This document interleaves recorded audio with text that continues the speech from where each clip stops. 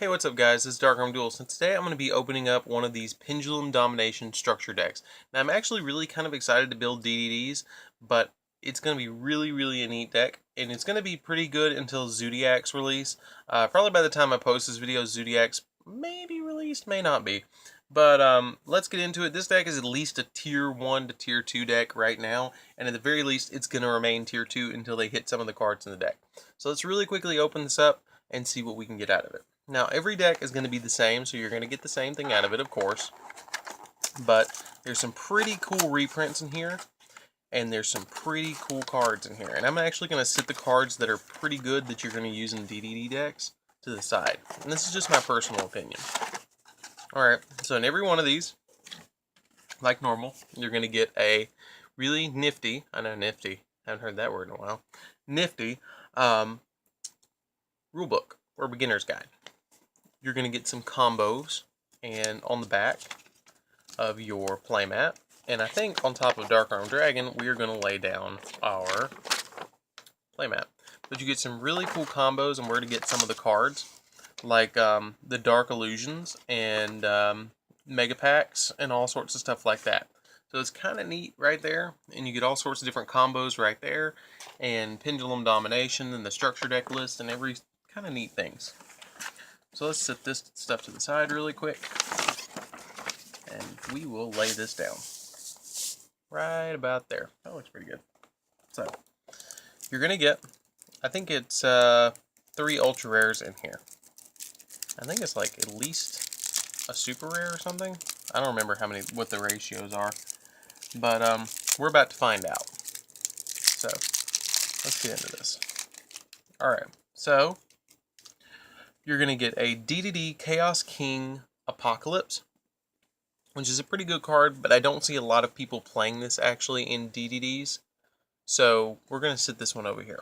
Now you always will need a DDD Dragon King or Dragonbane King Beowulf. I see a lot of people playing this at 1. It's a pretty neat card. So we're going to sit this over here because we are going to need that. DDD Orthos. DD Orthos. I see people playing this at 1, so we're going to keep it over here. DD Lamia. I think that's Lamia. You sit this one over here because you're going to play this always at 3 in your DD decks. But DDD Cursed King Siegfried, again, always going to play it at 1. This is kind of like a Xian because it negates a face-up spell or trap on the field once per turn. So it's really a damn good card. And it's fairly easy to go into, and it's a bigger beater than what Xian actually is. And plus that card artwork is amazing. So we're going to set this one over here because you're going to play it at 1. Now, Savant Newton, you're not going to play him at all, so we're going to send him over here. However, this one you will play, and you'll play at 3 because it's a searcher. Its effect is if this card is normal summon or special summon, you can add one, or you can send one DDD or Dark Contract card from your deck to the graveyard, except DD, well, this card. And you can only use it once per turn. So it's a Foolish Burial once per turn, so it's pretty neat that way. I haven't seen anybody play Doom King Armageddon in this deck, and I haven't played it myself personally. So we're going to set this one over here for not really quite needed. DD Cerberus, again, you really don't need for the deck. DD Lith, again, not very much needed. But it depends on your build, guys. This is just my personal preference on how I build the deck. Night Howl, again, you really won't need. Gallet, your Salvin, DD, you won't really need that one. Kepler, you need at 3. You definitely need Kepler at 3. Because Kepler's effect is that if this card is normal or special summon, you can activate one of these effects. Target one of your DD cards and return it to your hand. Or target one of your other DD cards, or add one Dark Contract from your deck to your hand. So it's your Dark Contract Searcher. So you just normal summon this and you get your Dark Contract, which is really neat. However, every standby phase, it reduces its pendulum scale by 2. So that does get a little tedious, but it won't stay on the field that long. Oblivion King Armageddon, you will play this at 3. Always. Always at 3. It's amazing. Awesome card. Supreme King Kaiser, it's not needed at all. Proud Ogre, you won't need that one.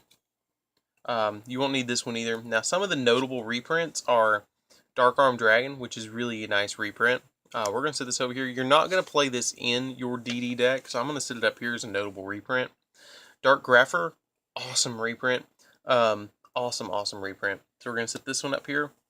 Armageddon Knight, again, awesome reprint. I'm glad they reprinted these guys because it's bringing back a lot of my dark decks when I was crunched for actually getting Dark Graphers, because they were like, I don't know, $6-7 each at one point.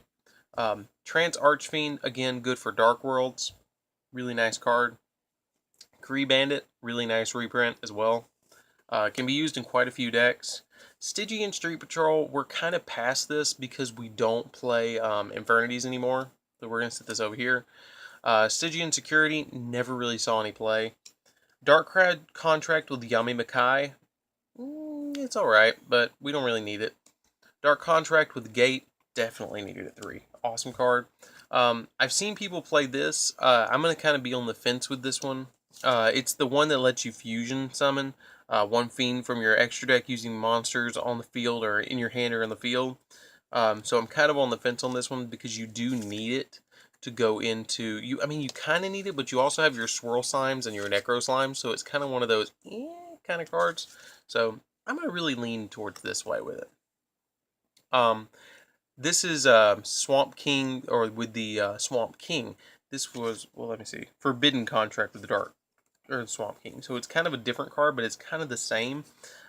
This one is once per turn you can special summon one DDD monster from your hand in defense position, but its effects are negated. Once per turn you can fusion summon one fiend monster from your extra deck using monster from your hand or your field as fusion material, but you take 2k damage from this one instead. I'm kind of again over here with this one. Foolish, notable reprint, really nice. 1 for 1, really nice reprint. I'm going to actually set this one over here. Now the one that I was really excited for, and I actually ordered 24 copies of this card because of how many I play. I ordered 24 Allure of Darknesses besides the 3 that I'm getting in the structure deck. So in total, because of this structure deck release, I bought 27 Allure of Darknesses. Oh my god, I have a problem. But Allure of Darkness is going to be your draw power for the majority of your dark deck, so it's really a really great reprint. I bought them for like $1.40 each, which was not bad at all. Dark Eruption, it's alright. You don't really need it in here, but it's a pretty good reprint. Emergency Provisions, I have not seen this in forever, since Jade and Yuki and GX. Dark Reroll, or DD Reroll, again, you don't really need it. DD Recruits, don't really need it. DD Human Resources, again, it's not really needed. DD, or Dark Contract with the Witch, I think that one's actually one that you need. Let me read it. Send one DD or Dark Contract from your hand to the graveyard, target one card on the field and destroy it. Yeah, I would play this, because it's spot removal. Dark Contract with Errors, I'm kind of on the fence. Probably don't really need it, but let's see. Once per turn, if you control a DD monster, you can negate all trap effects on the field other than this card for the rest of the turn. It's not really needed, because it's going to negate some of your stuff. Dark Contract Laundering. Again, I haven't seen anybody play it that much. Sinister Yugioh, again, haven't seen anybody play it. In this deck, it's not really needed. Dark Contract, or not Dark Contract, Escape from the Dark Dimension, again, not really needed. Hope for an Escape. I don't know why they put this in here. It's really a weird card to put in here. Now, I kind of understand why they did, and I'm glad that they did, because now I can play a deck that has Hope for Escape in it, but you don't really need it for DDs. Its effect is, if you guys don't know, which probably the majority of you do, if your opponent's life points is at least 1,000 higher than yours, pay 1,000 life points, draw one card for every 2,000 points difference between your opponent's life points and yours. You don't need this in DDs at all. It's not what it's for. And then you play one copy of DD Wave King Caesar. You don't really need it in the extra deck, but some folks are playing it at 1. I can understand playing it at 1, but other than that, that's pretty much it. This is what I'm seeing that you need from the structure deck right here. I could be wrong. I haven't play tested DDs a lot, so don't hold me to it. Now, the rest of these are pretty good cards, don't get me wrong, but you don't really, like, necessarily have to have them in the DD deck, from what I remember. Now, don't hold me to it, but that's from what I remember. And these are my notable reprints. But anyways, guys, this is Dark-Armed Duelist. Don't forget to like, comment, and subscribe. Don't forget to comment down below what you guys think, and tell me if you see any cards that I should have called out and I didn't call out for the deck. And don't forget to join DarkArmedAlliance down below. But anyways, guys, this is Dark-Armed Duelist, and I'm out. See you later, guys.